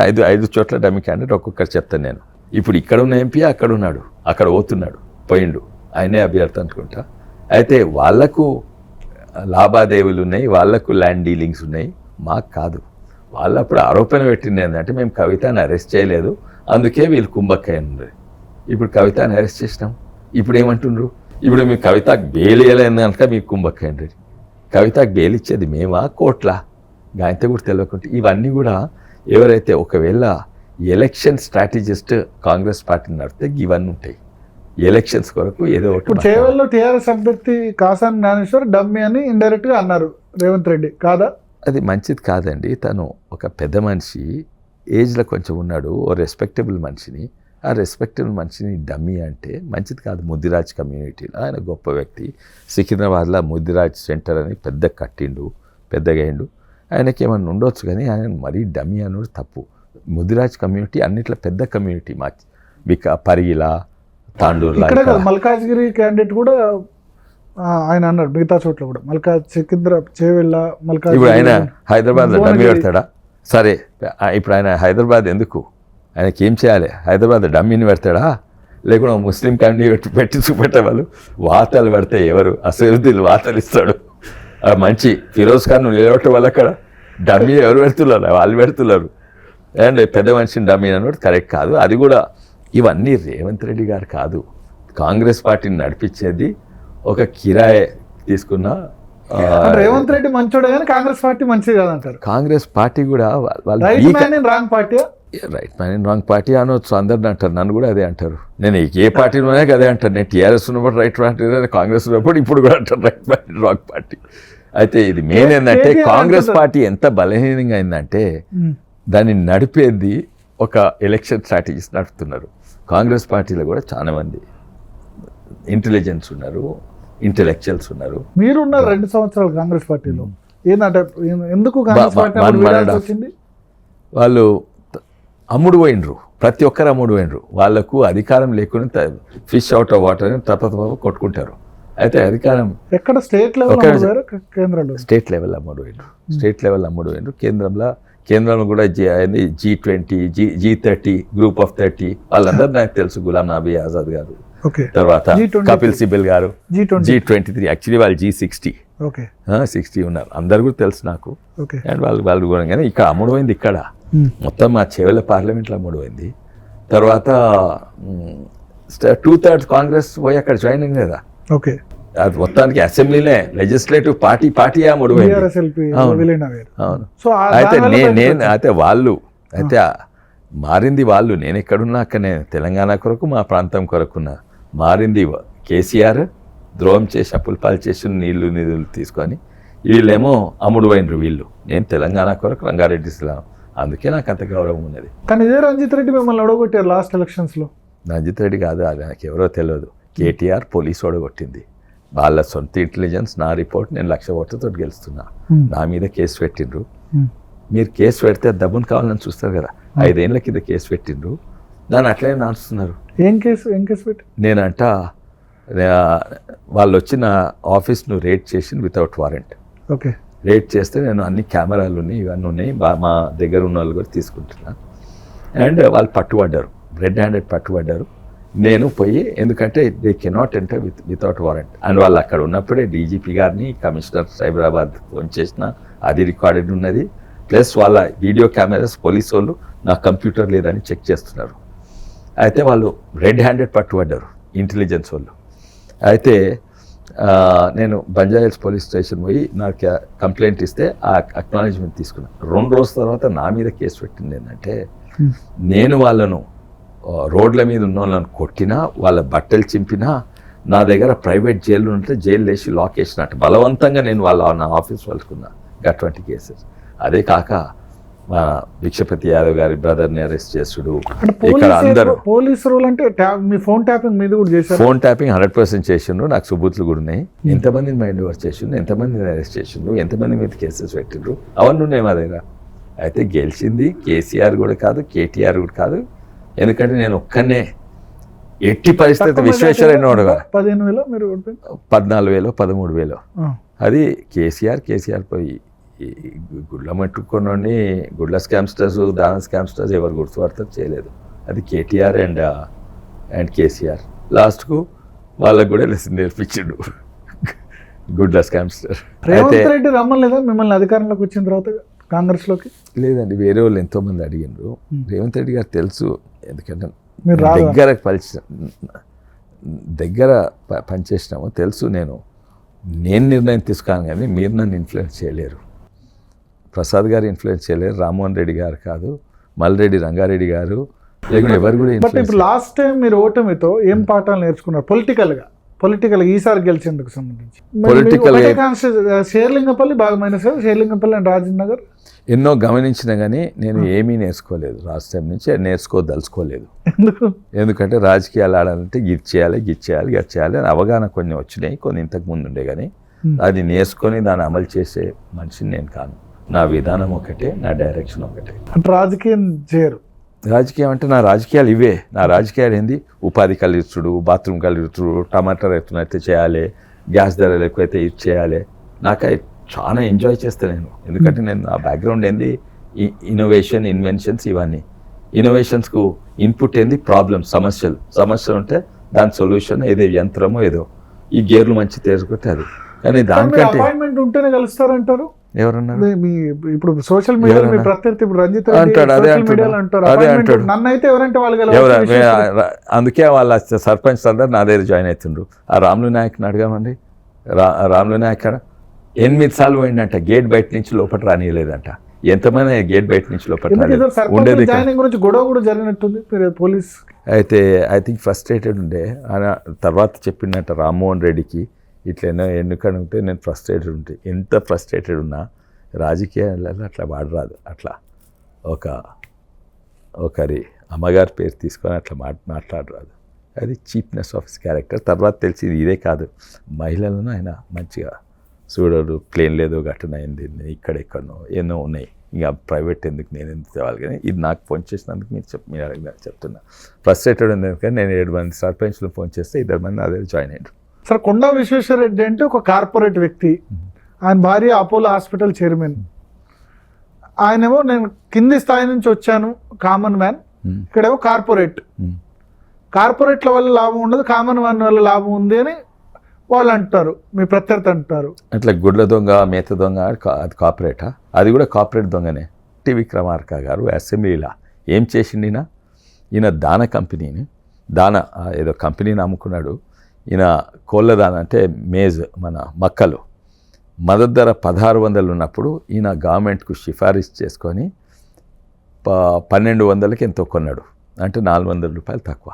అది లక్షలాది టన్ కొని, అంతే రైతులకు నష్టము, అందరికి ప్రభుత్వం నష్టము.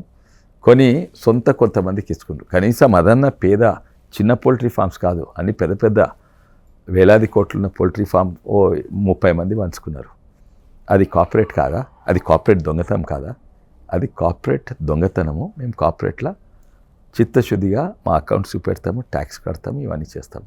ఆయన కార్పొరేట్ దొంగ అది. తర్వాత గుడ్లు, అది ఎంపీ కాకముందు. కానీ అంతకంటే పెద్ద గుడి కట్టించాం మేము లోపల. దానికంటే చాలా పెద్ద ల్యాండ్ చేసి అంతకంటే పెద్ద గుడి కట్టించామంటారు.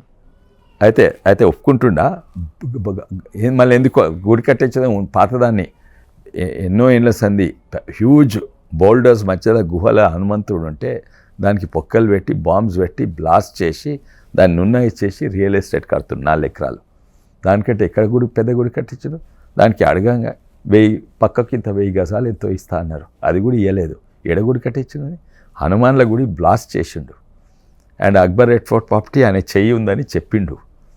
అది రోషయ్య గారు రిజెక్ట్ చేసిండు, కిరణ్ కుమార్ రెడ్డి గారు రిజెక్ట్ చేసింది. ఆయన కేటీఆర్ తోటి సంబంధాలు పెట్టుకొని వాళ్ళకు అప్రూవల్ ఇచ్చేసి ఇవి తీసుకున్నాడు. అయితే కార్పొరేట్ వ్యక్తి ఎవరు కార్పొరేట్ వ్యక్తి? నేను కూడా, మా మిస్సెస్ వాళ్ళు కార్పొరేట్. నావన్నీ చిన్న ఆంట్రప్రెన్యూరల్ బిజినెసెస్, అన్ని స్టార్టప్స్. నేను అసలు నాకు పెద్ద బిజినెస్ మీద ఇంట్రెస్టే లేదు. నేను విప్రో కంపెనీలో చిన్న విప్రో కంపెనీకి మేనేజింగ్ డైరెక్టర్ అండ్ CEO ఉంటుంది. ఒక జనరల్ ఎలక్ట్రిక్ కంపెనీ ఏదైతే థామస్ ఎడిసన్ దానికి ఓ కంపెనీకి మేనేజింగ్ డైరెక్టర్ CEO ఉంటుంది. నా బిజినెస్ అంటే ఎప్పుడు ఎంప్లాయీగానే ఉన్నారు మీరు? ఆ ప్రొఫెషనల్ ఎంప్లాయీ, టాప్ మోస్ట్ ఎంప్లాయీగానే ఉంటాడు. కాదు అది దానికంటే ముందు బిజినెస్, దాని తర్వాత బిజినెస్ నావి. ఇదేంది కొత్త యంత్రాలు సొల్యూషన్స్ తయారు చేసి పేటెంట్ చేసి ఆ ఇంటెలెక్చువల్ ప్రాపర్టీని అమ్ముతా. నేను ఇండస్ట్రియలిస్ట్ను కాను. నేను Apollo one of the biggest health care and one of the most respectable corporate in the country. Apollo not ఏదో ఇవి కాదు, స్కామ్లు ఇవి కాదు. అండ్ అపోలోకి నాకు వాళ్ళు మా మిస్సెస్ వాళ్ళు నడుపుతారు. మీ కాన్స్టిట్యున్సీ వాళ్ళు ఎవరిని అడిగితే ట్రీట్మెంట్ దాని గురించి సాయం చేస్తారా? ఇంతో అంతా చేస్తాము, ఎందుకంటే అది కార్పొరేట్ హాస్పిటల్, డైలీ వస్తుంటాయి. సంతోషం ఏంటంటే ఇప్పుడు అపోలో జనరల్ ఉన్నది. అపోలో హాస్పిటల్లో same treatment, same doctors, same మందులు అపోలో జనరల్ కూడా అవుతాయి. అపోలో కార్పొరేట్లో నేను ఎక్కువ చేయరాదు, ఎందుకంటే కాస్ట్ ఎక్కువ కాదు. దాంట్లో లక్షలాది మంది షేర్ హోల్డర్స్ ఉన్నారు. దాంట్లో పబ్లిక్ లిమిటెడ్ కంపెనీ, అది మన దానికి వాడుకోరాదు. అయితే ఇప్పుడు అపోలో జనరల్ ఉన్నది. జనరల్లో same treatment, same doctors, same campus కూడా ఆల్మోస్ట్. అందులో సేమ్ థింగ్ సగమో పావు ధరలకు అవుతుంది. అండ్ దాని మీద కూడా నేను ఇంత అంత డిస్కౌంట్ ఇప్పించగలుగుతాను. సో అంటే మీరు స్వతహాగా ఇప్పుడు శ్రీరామనవమి జై శ్రీరామ్ అని అంటున్నారు, స్వతహాగా హిందుత్వవాదా? ఎందుకంటే ఇంతకుముందు పనిచేసే పార్టీలు సెక్యులర్ పార్టీ, మీరు No. TRS, Congress. No, they are not secular. They are very communal Congress. 100% communal party అంటే కాంగ్రెస్. తుర్కోళ్లను నెత్తిలో పెట్టుకొని తిరుగుతారు, వీళ్ళను తొక్కేస్తారు హిందువులను. ఎన్నో ఉన్నాయి, 1-2 కాదు, 10 ఉదాహరణలు ఉన్నాయి. అంటే సింపుల్ చెప్పాలంటే తుర్కోళ్లకు వాళ్ళ హజ్కు విదేశాలు పోతందుకు పైసలు ఇస్తారంట. క్రిస్టియన్స్కు వాళ్ళకు జెరూసలం పోతానికి పైసలు ఇస్తారంట. కానీ హిందువులకు తిరుపతి, యాదగిరి పోతానికి పైసలు ఇవ్వారంట. ఇదేం న్యాయం? ఇది కమ్యూనల్ పార్టీ అంటే కాంగ్రెస్. వాళ్ళు CA మన మీద ఆరోపణ, CA తెచ్చింది వాళ్ళే, CA వాళ్ళకి తురుకోవాలి, కానీ మా మీద ఆరోపణ. మేము అందరికీ సమాన చట్టాలు ఉండాలి. నేను UCC తెచ్చుకుంటే, సెక్యులర్ UCC తెచ్చుకుంటే వాళ్ళు దానికి వ్యతిరేకము. మేము తుర్కోళ్ళ మహిళలు వాళ్ళు కూడా మానవులే, వాళ్ళు కూడా సమానం న్యాయం ఉండాలి అని వాళ్ళ ఘోరమైన ట్రిపుల్ తలాక్ చట్టాన్ని వాళ్ళు చేస్తుంటే మేము తీసేస్తున్నాం. ఎందుకంటే ముస్లిం ఉమెన్ కూడా, ముస్లిం మహిళలు కూడా హిందూ మహిళలతో సమానంగా ఉండాలని వాళ్ళు మతాన్ని వాడుకుంటున్నారు. ఇప్పుడు రాహుల్ గాంధీ చూడండి, అక్కడ పారిపోయిండు. ఎక్కడికి? సేఫ్ సీట్స్ అని ఇరిపోయాడు. సేఫ్ సీట్ ఏంది? 51, అదేంది వయనాడు అంటే 51% ముస్లిమ్స్, 18% క్రిస్టియన్స్, 31% హిందువులు ఉన్నది. ఆయనకు సేఫ్ సీటా? కమ్యూనిలో ఎవరెవరు ఇక్కడ ఉన్న ఆయన ఏం చెప్పుకుంటాడు? నేను తప్పక గెలుస్తాం. ఇది చాలా డేంజరస్ నేషన్కు. ఒక మతము లేకుంటే ఒక కులం అంతా ఒక పార్టీకి పోతే అది దేశానికి డేంజరస్. చాలా సంతోషం, మత రాజకీయాలు పోయినాయి ఆల్మోస్ట్. సారీ, కుల రాజకీయాలు పోయినాయి, కానీ మత రాజకీయాలు వస్తున్నాయి. కాంగ్రెస్ పార్టీ వాళ్ళు ఇప్పుడు కాదు, కాంగ్రెస్ ఎలక్షన్ ముందు శ్రీరాము అయోధ్య లేదండి, తీసుకొచ్చి నేను చెప్పేది అది కూడా అడ్రస్ చేస్తా. అయితే అక్కడనేమో ఆయన ముస్లిమ్సే నాకు ఓటేస్తారని ఆయన చెప్తుండ్రు. ఇక్కడ ఈయన అభ్యర్థి ఏం చేస్తున్నాడు? ఇక్కడ కాంగ్రెస్ పార్టీ అభ్యర్థి కోళ్ళ స్కామ్స్టర్స్, దాన స్కామ్స్టర్స్, హనుమాన్ మందిర్ స్కామ్స్టర్స్, ఆయన ఏమంటుండంటే నాకు 4 లక్షలు ముస్లిం ఓట్స్ ఉన్నాయి, నాకు 2 లక్షలు క్రిస్టియన్ ఓట్స్ ఉంటాయి, నేను గెలిచిపోతా. అదేం రాజకీయాలండి? మళ్ళీ వాళ్ళు రామాయణం ఉంటే ఆయన రాముని బొమ్మ పెట్టి ఫ్లెక్సీ పెట్టుకుంటున్నాడు. రాముని బొమ్మ పెట్టి ఫ్లెక్సీ నేను పెట్టుకుంటున్నా, ఆయన అది కమ్యూనల్ పాలిటిక్స్. అర్థమైంది? నేను పెట్టుకోలేదు, ఇక్కడ నేను పెట్టినా ఇక్కడ ఒకటి పెట్టలేదు. సాయం చేసా గతంలో ఉంటున్నారు 400 కోట్ల అది హనుమాన్ గుడి నేను బ్లాస్ట్ చేసిండు. 1100 ఎకరాల శ్రీరాముని భూమి కబ్జా పెట్టి ఏదో 100 టెంపుల్లకు ₹1,00,000 ఇచ్చిండు, అంతే. మీకు ఇష్యూస్ రామజన్మభూమి తప్ప వేరే ఇష్యూస్ లేవా? ఎక్కడున్నాయండి? ఒక్క నిమిషం. రూపాయి బియ్యం మా ఇష్యూ అండి, 5 కేజీలు బియ్యం మా ఇష్యూలు, కరోనా సూదులు మా ఇష్యూలు, రైతులకు మద్దతు ధర మా ఇష్యూ. ఒక్కటని ఆదుకుండా అన్నీ మేమే చేస్తున్నాం అని వాళ్ళు చెప్పుకుంటున్నారు. కానీ తర్వాత రోడ్లు ఇచ్చిన, ఎంఎన్ఆర్జీ స్కీమ్ ఇచ్చిన, బాత్రూమ్లు మా ఇష్యూస్ అండి. 60 ఏళ్ళు కాంగ్రెస్ ఉండే, ఎప్పుడన్నా ఆలోచన గౌరవం పెరగాలని అడగలేదు. 60 ఏళ్ళు ఉండే కాంగ్రెస్ ప్రభుత్వం. తర్వాత బ్యాంక్ అకౌంట్లు ఉండేనా? ఎవరికి బ్యాంక్ అకౌంట్ లేకుండే. ఇప్పుడు ఊర్లో 10 బ్యాంక్ అకౌంట్లు ఉంటే 1000 బ్యాంక్ అకౌంట్లు ఉన్నాయి ఊర్లో. ఒకటి ఇప్పుడు Ambani Adani party, Aam Aadmi party. Aam Aadmi party అంటే కాంగ్రెస్. అదే ఉన్నట్టున్నది, పోటీ అంటున్నారు. అదే అట్లే ఉన్నట్టున్నది. ఆమ్ ఆద్మీ అంటే లిక్కర్ స్కామ్ పార్టీ, కాంగ్రెస్. వాళ్ళు కన్ఫ్యూజ్డ్. ఇక్కడనేమో కవితను అరెస్ట్ చేయమని, అక్కడనే కేజ్రీవాల్ని బచాయిస్తారంట. కన్ఫ్యూజ్డ్. కానీ మీరు ఇంత టైం పట్టిందా కవిత అరెస్ట్కు? సంవత్సరంన్నర పట్టింది కవిత. 2 ఏళ్ళు పట్టింది. వాళ్ళు లల్లూ ప్రసాద్ని అరెస్ట్ చేస్తే 30 ఏళ్ళు పట్టింది. ఇది మేం కాదు అరెస్ట్ చేసేది, ఈడీ సిబిఐ. లబ్ధి గురించి అనుకోరదా? మళ్ళీ ఎందుకు పార్లమెంట్ మా చేతులు ఉంటే ఎప్పుడో అరెస్ట్ చేస్తుంటే, ఇప్పుడు బీజేపీ ముఖ్యమంత్రి ఉంటుండే. Corporate party Aam Aadmi party అని. కార్పొరేట్ పార్టీ అంటే ఎవరు మీరు చూడండి. ఇప్పుడు బ్యాంకులు ఎవరికి వాస్తవాలు, వాళ్ళ థియరీ ఆలోచన మీదే వేలాది కోట్లు ఎవరికి ఇచ్చిండ్రు? వాళ్ళకి ఇచ్చిండ్రు. వాళ్ళకి ఇచ్చుకున్నారు, పైసలు తీసుకుని పారిపోయిండ్రు. మేము ఇవ్వలేదు, వాళ్ళు ఇచ్చిన వాళ్ళని పారిపోయిండ్రు. ఇప్పుడు అదానిని ఎప్పుడు పెరిగింది? కాంగ్రెస్ ఉన్నప్పుడు అదానిని ఎవరు కలిసిండ్రు? అదానిని రేవంత్ రెడ్డి గారు కలిసిండ్రు అదాని. అయితే అబాని ఆయన అవును, మేము కూడా అద్దరు పెట్టుబడి కొరకే. మా మేనిఫెస్టోలు కూడా ఉన్నది. అంత్యోదయ అంటే కింది నుంచి, అది అంబేద్కర్ గారి థియరీ. కింద వాళ్ళని ఎత్తే మీది వాళ్ళు చెప్తారని. Exactly opposite to Congress. Antyodaya అంటే వెనకటి ఆలోచన, ఆర్ఎస్ఎస్, సంఘ్. తర్వాత అంత్యోదయ మేము కొత్తగా ఇన్వెంట్ చేయలేదు, దీని కొరకు ఇన్వెంట్ చేయలేదు. అంత్యోదయ అని మొదటిసారి నుండే ఇదే విధానంగా పోతుంటే మీరు డేటా చూడండి. బ్యాంకులు 1,00,000 కోట్లు లోన్ ఇస్తే ఎన్ని లోన్లు పై వాళ్ళకి ఇచ్చేది, ఎన్ని లోన్లు కింద వాళ్ళకు. కాంగ్రెస్ ఉన్నప్పుడు మ్యాక్సిమం మీద వాళ్ళకి ఇచ్చేది, ఇంత చిన్న తక్కువ కింద ఇచ్చేది. అది కూడా వాళ్ళకి 1,00,000 రూపాయల లోన్ ఇస్తే 30,000 లంచం ఇవ్వాలి. ఇప్పుడు చూడండి, 1 పైసా లంచం లేకుండా ఇది ఎక్కువైంది. కింది లోన్స్ చాలా ఎక్కువైనాయి. అందుకే అండ్ ఈ ప్రిన్సిపల్ ఆఫ్ అంత్యోదయ ఇప్పుడు అమర్త్య సేన్, మోడర్న్ ఎకానమీస్ కూడా ఇదే కరెక్ట్ అంటున్నారు. మీరు పేదోళ్ళని ధనవంతులు చేస్తేనే ధనవంతులు ఇంకా ధనవంతులు అవుతారు. అయితే మొత్తం దేశం లేస్తుంది. పేదోళ్ళకి ఇస్తే మొత్తం మీదోళ్ళకి ఇస్తే ఓన్లీ మీదికి లేస్తుంది. అయితే అది అండ్ డేటా చూపెడుతుంది. కింద వాళ్ళకి లోన్స్ 20% కాదు, 20 ఇంతలు ఎక్కువైంది. అంటే 2000% ఎక్కువైంది కింద బాటమ్ లేయర్కు లోన్స్ ఇచ్చాడు. ఆ డేటా చూడండి.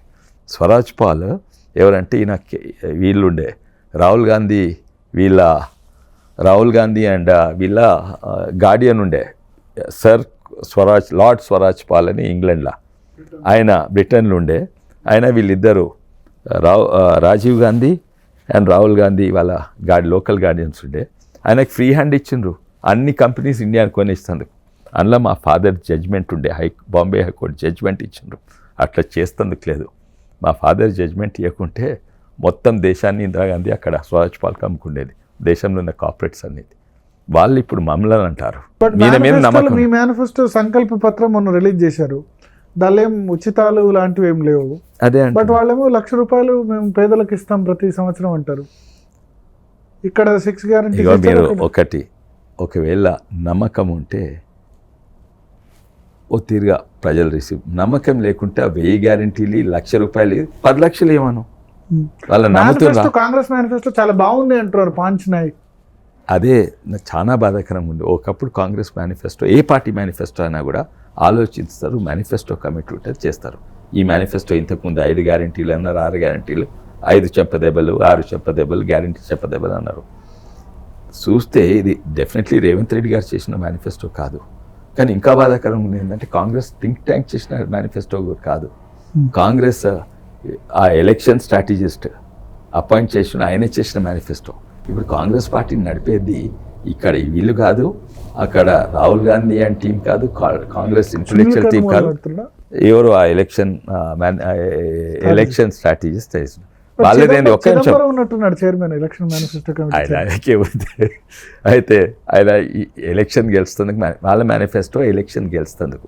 అంటే వాళ్ళ విజన్ 1 month విజన్ అన్నమాట. ఎలక్షన్ ఎట్లా గెలిచాలి, నేను ₹1,00,000 నాకు ఓటేయి, నేను మీదకి ₹1,00,000 నాకు ఓటేయి, నేను మద్దతు ఇది చేస్తా అది ఓటేయని. కానీ మా దాంట్లో ఎక్కడ కూడా చెప్పలేదు. మాది ఎలక్షన్ కాదు, మాది సిద్ధాంతం ఉన్న పార్టీ, ఒక దిక్కు డైరెక్షన్ ఉన్న పార్టీ. 2047 మనం ప్రపంచంలో నెంబర్ 1 ఎకానమీ ఎట్లా ఉండాలి ఆ డైరెక్షన్ చూపెట్టే పార్టీ. అప్పుడు అక్కడ ఉండాలంటే ఈ నెక్స్ట్ 10 ఏళ్ళు ఏం చేయాలి, నెక్స్ట్ 5 ఏళ్ళు ఏం చేయాలి, ఇప్పుడు ఏం చేయాలి, ఆ డైరెక్షన్ చూపెట్టే పార్టీ. ఫ్రీ బస్ కరెక్ట్ కాదా స్కీమ్? మీరు అపోజ్ చేస్తున్నారు ఫ్రీ బస్ స్కీమ్ మహిళలకు. అది అపోజ్ కాదు. మీకు కూడా థ్రెట్ ఏమో, చేవెళ్ళ పార్లమెంట్లో 50% ఉమెన్ ఓటర్స్ ఉన్నారు, వాళ్ళు కాంగ్రెస్ ఓటేరని. అది చాలా మంచిది. ఎందుకంటే 370 గ్రామాలు తిరిగింది కదా, ఎన్నో గ్రామాలలో అర్బన్ స్కీమ్ అన్నది. అంటే urban infrastructure and rural area బ్రహ్మాండమైన బస్ స్టాప్స్ ఉన్నాయి. అంటే సెంట్రల్ గవర్నమెంట్ ఫండ్స్ తోటి చేతిలో ఉచిత బస్ టికెట్ ఉంది, అంత మంచిగా ఉంది. కానీ అల్లు నోట్ల శని అంటే ఏంటంటే బస్సు లేదు అక్కడికి. ఈడ టికెట్ ఉండేది దాదాపు 200 గ్రామాలలో బస్సే లేదు. అయితే చేవెళ్ళ పార్లమెంట్లో బస్ లేదు, ఉన్నాయి పోయినాయి. ఈవెన్ కనకల్ అనే పెద్ద గ్రామం, అక్కడ కనకల్ అంటే almost mandal head quarter size నుంచి ఫ్రీగా వస్తలేరు హైదరాబాద్ దాకా కూరగాయలు పెట్టుకొని వస్తున్నారు. అది దానికి కూడా ఓట్లు కొంటందుకు ఉండదు, ఇవ్వాలి. ఎవరికి ఇవ్వాలి? ఉత్తానే ఓట్ల కొరకు కాదు. వాళ్ళు ఇప్పుడు ఏమంటున్నారు, వాళ్ళే తిట్టుకుంటున్నారు, మా చేతిలో బస్ టికెట్ పెట్టిపోయినరు, ఈ 5 గ్యారెంటీలు అంటే 5 చెంపదెబ్బలు వేసి చేతిలో బస్ టికెట్ పెట్టిపోయినరు, 2500 వస్తుంది, పెన్షన్స్ ఎక్కువ వస్తుంది, 4000 చేస్తున్నారు వాళ్ళు. అది మాకు చాలా అడ్వాంటేజ్. నిజంగానే ఓ పథకం ఆలోచించి పెట్టాలి. కమింగ్ అగైన్ టు పాలిటిక్స్, అయితే మాదేమో ఓ డైరెక్షన్ ఉన్నది. ఇదే కాక ఆర్టిఫిషియల్ ఇంటెలిజెన్స్, క్వాంటమ్, తర్వాత గ్రాఫీన్, ఇవన్నీ కూడా సోలార్ ఎనర్జీ, ఇవన్నీ కూడా దేశానికి దిక్కు చూపెట్టేది. ఎట్లయితే అంబేద్కర్ గారు ఇట్లా చూపెడుతుండో, అంత్యోదయ నుంచి ఇట్లా చూపెడుతుండో, అది దేశానికి దిక్కు చూపెడుతున్నాం. ఇది అదే అందుకే ఇది అంబేద్కర్ గారి జయంతి రోజే ఇది రిలీజ్ అయింది. కేటీఆర్ అంటున్నారు Revanth Reddy after parliament elections బీజేపీలో జాయిన్ అవుతారు అని చెప్పి. మీరు కూడా ఇన్వైట్ చేస్తారా? ఎవరు? రేవంత్ రెడ్డి అక్కడ ఎమ్మెల్యేలు తీసుకొని అని చెప్తారు. ఇది రాజకీయంగా కాకుండా అని పరిస్థితులు, రాష్ట్రం బాగా కావాలంటే బహుశా అదే ఆల్టర్నేటివ్ ఉండొచ్చు. ఎందుకంటే నేను చెప్పిన అసలు ఇంపాసిబుల్ అండి. రాష్ట్రాన్ని నడుపుడే brilliant mind with great discipline ఉంటేనే ఇది నడపవచ్చు. కానీ ఎంత బ్రిలియంట్ మైండ్, ఎంత గ్రేట్ డిసిప్లిన్ ఉన్నా కూడా నడిపేది ఎవరు? రేవంత్ రెడ్డి గారు కాదు. మేనిఫెస్టో ప్రామిసెస్ చేసేది ఆయన నెత్తిలో పెట్టిండ్రు, లేకుంటే 2 లక్షల రుణమాఫీ. అయితే ఇది ఈ ప్రభుత్వము కూలిపోయే అవకాశాలు చాలా రాజకీయంగా కాదు, సెల్ఫ్ ఆర్థికంగా ఈ పిచ్చి పాలసీస్ చేసి ప్రజలు తిరుగుబడతారు. ప్రజలు తిరుగుబట్టేటప్పుడు టీఆర్ఎస్ వాళ్ళు కాదు, కేటీఆర్ అవసరం లేదు, బీజేపీ అవసరం లేదు, రాజా సింగ్ అవసరం లేదు, బండి సంజయ్ అవసరం లేదు, వాళ్ళ సొంత వాళ్ళు ఆయన మీద పడతారు. అందుకే రాష్ట్రాన్ని బచాయించాలి. ఇంటర్నల్ గానే థ్రెట్ ఉందా రేవంత్ రెడ్డికి? Natural, it's a party, it's not like a family party. It is అందరికి ఆశలు ఉంటాయి అండ్ అందరు కాంపిటీటర్సే. నువ్వు ఎందుకు యాక్సెప్ట్? ఎందుకంటే వీక్నెసెస్ ఉన్నాయి కదా పార్టీ. ఎంత మంచిగా నడపదలుచుకున్నా కూడా వాళ్ళ నెత్తి మీద 5 గ్యారెంటీలు పెట్టిండ్రు. 5 గ్యారెంటీలు పెట్టారు, ఎవరికి అమలు చేయగలుగుతలేరు. చేస్తున్నట్టు అట్లా ఏమైనా చేస్తారా? అవన్నీ కూలిపోయిందండి మా మీద చేస్తున్నట్టు. ఎందుకు ఉదాహరణగా మహారాష్ట్రాలు అంటారు. మహారాష్ట్ర ఏంటని వాళ్ళు మా ఇంట పడ్డారా, మేము వాళ్ళ ఇంట పడి చీల్చిన వాళ్ళందరూ కలిసి. మహారాష్ట్రలో ఏమైంది? శివసేన, ఎన్సీపీ, కాంగ్రెస్ ఒకరికొకరు అస్సలే పడదు, సిద్ధాంతపరంగా టోటలీ వ్యతిరేకం. ఎంతో అంతో శివసేన మాకు దగ్గర, కానీ సింగిల్ లార్జెస్ట్ పార్టీ మేముంటే ఎత్తి పరిస్థితి బీజేపీ రానుందని 3 శత్రువులు కలిసిండ్రు. వాళ్ళకి ఏకైక లక్ష్యం ఏంటంటే బీజేపీని ఓడగొట్టాలి. సిద్ధాంతపరంగా, పాలసీ పరంగా, ఏ కులపరంగా నన్న దే పరంగా 3 మ్యాచ్ కారు. సో వీళ్ళు 3 శత్రువులు ఒకటైతే ఎన్ని రోజులు ఒకరి దగ్గర ఉండగలరు. అండ్ వాళ్ళ లక్ష్యం ఏంటి? కేవలం బీజేపీని ఓడగలుగుతాం. మేము వాళ్ళని స్ప్లిట్ చేసినామా, వాళ్ళు మమ్మల్ని నా కింద చేసిండ్రా? ఇది వాళ్ళు మాకు ద్రోహం చేసింది. సో మీరు అన్నట్టు అంటే ఇదే బెస్ట్ ఆప్షన్ రేవంత్ రెడ్డికి, బీజేపీతో సేల్ అవుతేనే అవకాశాలు ఉన్నాయి. ఎందుకంటే ఆర్థికంగా ఈ ప్రభుత్వాన్ని నడపలేరు. చాలా ఆయన కూడా ఆప్షన్ కన్సిడర్ చేస్తారంటారు. అయితే ఎందుకంటే బీజేపీలో ఎట్లంటే JK Jammu and BJP politics పక్కకు పెట్టి ఆలోచిస్తారని, డెవలప్మెంట్ ఈ ఇష్యూస్లలో, ఈవెన్ కమ్యూనల్ ఇష్యూస్లలో. జేఎన్కే అనుకోండి, జేఎన్ కన్నా ధైర్యం ఉందా? జేఎన్కేని మొత్తం కలుపుతారు. కలిపితే తుర్క ఓట్లు పోతాయి, మనము జేఎన్కే ఓడిపోతామని కాంగ్రెస్ భయం ఉండే.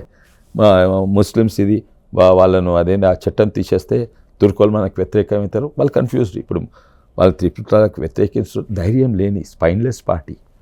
నిజంగానే చిత్తశుద్ధి ఉంటే, ధైర్యం ఉంటే, అధికారం ఉంటే తెలంగాణ కాంగ్రెస్ ప్రభుత్వంకు ఈ పిచ్చి పిచ్చి ఫ్రీ బస్ రైడ్ ఇవి అవి వాళ్ళకి మహిళకి ఏమవసరమో అవి ఇవన్నీ కాదు, ఈ ఫ్రీ పథకాలు కాదు. ఫస్ట్ తాగునీరు, ఫస్ట్ ఇండ్లు, అదేంది ఆవాస్ యోజన కింద ఉత్తరప్రదేశ్ 40 లక్షల ఇల్లు కట్టినాం, ఈవెన్ ఆంధ్రప్రదేశ్లో దాదాపు 20 లక్షలు.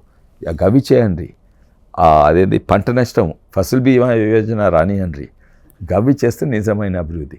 అది చేయరాదు కాంగ్రెస్ పార్టీ వండుకుంటా.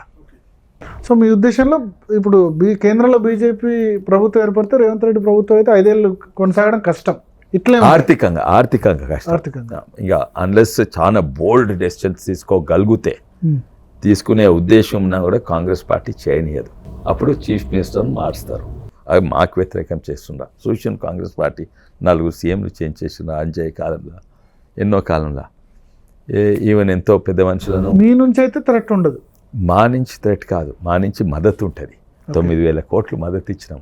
ఇప్పుడు ఆ 9,000 కోట్లు కదా. అవును, అప్పు తీసుకుంటేందుకే, లేకుంటే హద్దులు దాటి ఎంతగానో తీసుకుంటారు. అయితే అన్ని హద్దులు దాటినా ఇప్పిన అదే కాక ఇంకా 2 కానుకలు ఇచ్చినాం. అది చెప్పదలుచుకోలేదు ఇక్కడ, కానీ ఒకటేమో ఐపీఎస్ ఆఫీసర్ అని ఇచ్చినాము, ఇంకో కానుక ఎందుకు మాట్లాడాలి, కాంట్రవర్సీ అవుతుంది. సో 3 కానుకలు మోదీ గారు ఇచ్చిన రేవంత్ రెడ్డి గారికి. ఫస్ట్ ఇది ఎందుకు, ఒకవేళ అది ఇవ్వకుంటే ఇప్పటి వరకు ఆల్రెడీ కూలిపోతుండే. సో ఫైనల్గా మీరు 3rd ఎలక్షన్ ఫేస్ చేస్తున్నారు. సో ఎట్లా, ఎంత మెజారిటీ రావచ్చు? టఫ్ ఫైటా? ఫస్ట్ టైం కొంచెం ఈజీ విక్టరీ అనుకుంటా, సెకండ్ అయితే నేరో మార్జిన్లో ఓడిపోయారు. ఫైనల్గా మీరేం చెప్తారు చేవెళ్ళ పార్లమెంట్ ప్రజలకి? మీరు దేశాన్ని అభివృద్ధి కొరకు ఒక రామరాజ్యం వచ్చి అందరికీ న్యాయమయ్యేటట్టు చూడాలంటే మీరు బీజేపీ పార్టీకి వేయాలి. మోడీ గారు అక్కడ దేశాన్ని కాపాడుతుండ్రు, ఇక్కడ పేదలను ఆదుకుంటుండు, అక్కడ ధర్మాన్ని రక్షిస్తుండు. 3 కూడా చేస్తున్నాడు. వీళ్ళకు ఏ సిద్ధాంతం లేని పార్టీ, రోజొట్టు మాట్లాడే పార్టీని, అది కమ్యూనల్ పార్టీ, కమ్యూనల్ పాలిటిక్స్. వాళ్ళు ఉందే ముస్లిమ్స్ అందరు మాతో మేము గెలుస్తామని, ఇటువంటి మత రాజకీయాలు దిగజారొద్దు. ఒక చిత్తశుద్ధిగా పోయే ఒక దిక్కు, డైరెక్షన్, ఒక సిద్ధాంతం ఉన్న పార్టీకి ఓట్ చేయండి. అది బీజేపీ మాత్రమే. అప్పుడు నిజమైన లాభం అవుతుంది. థ్యాంక్ యూ కొండా విశ్వేశ్వరరెడ్డి గారు, జీ తెలుగు న్యూస్ కోసం సమయం కేటాయించినందుకు. మొత్తానికి కొండా విశ్వేశ్వరరెడ్డి చెప్తున్నారు ఈసారి తన గెలుపు ఖాయం. అయితే పార్లమెంట్ ఎలక్షన్స్ తర్వాత ఇప్పుడు ఇచ్చిన 6 గ్యారంటీలు అమలు చేయడం ఇంపాసిబుల్, ఆర్థికంగా చాలా కష్టపడాల్సి వస్తుంది. రేవంత్ రెడ్డి సంబంధించి కూడా చాలా ట్రబుల్స్ ఎదుర్కోవాల్సి వస్తుంది. అదే సమయంలో దేశాన్ని, ధర్మాన్ని రక్షించేది భారతీయ జనతా పార్టీ. మోడీ నాయకత్వంలోనే ఒక విజన్తో ముందుకు వెళ్ళేందుకు అవకాశం ఉంటుంది. బీజేపీ మతతత్వ పార్టీ కాదు, కాంగ్రెస్ పార్టీ మతతత్వ పార్టీ అని ఆయన చెప్తున్నారు. ఇది కొండా విశ్వేశ్వరరెడ్డితో బిగ్ డిబేట్ విత్ భరత్. మరో బిగ్ డిబేట్లో మళ్ళీ కలుద్దాం.